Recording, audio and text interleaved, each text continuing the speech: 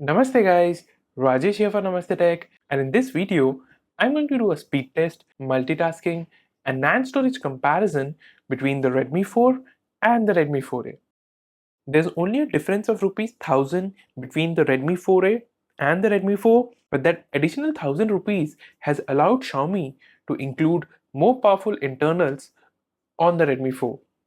And not to forget, the handset also comes with substantially better build quality and feature set when compared to the Redmi 4A. So before heading to our speed test and multitasking comparison, here's a quick rundown of the specifications of both devices. The Redmi 4A comes with a quad-core Snapdragon 430 chipset that is clocked at 1.4 GHz, and it packs 2 GB of RAM and 16 GB of storage space. The Redmi 4 on the other hand comes with an octa-core Snapdragon 435 chipset that is also clocked at 1.4 GHz, and it's available in 3 variants with up to 4 GB of RAM and 64 GB of storage space. This particular variant here though packs 3 GB of RAM and 32 GB of storage space.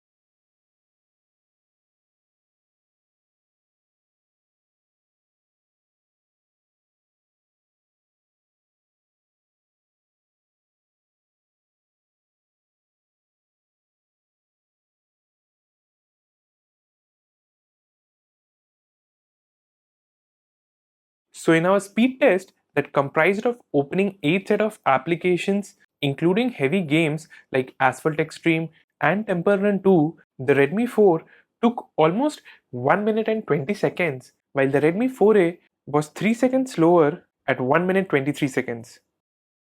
Now this is a very small difference between the two devices here, and this should not be surprising considering the chipset inside them is clocked at the same 1.4 GHz.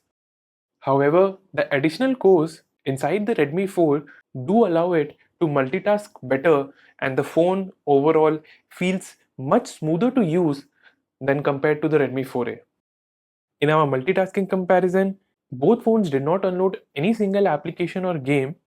However, the Redmi 4A took slightly longer to load applications from its RAM, and the phone overall just felt sluggish to use with so many applications running in the background. At the end of our multitasking comparison, the Redmi 4 had around a gig of free RAM available, while the Redmi 4A only had 450 MB of free RAM available, which is clearly on the lower side. Moving on to our NAND storage comparison, both phones performed similarly, though the Redmi 4's NAND was substantially faster in the sequential write and the random read benchmarks. So now while there was not much of a difference in our speed test comparison between the Redmi 4 and the Redmi 4A, there's a huge difference in how these phones perform in real life use.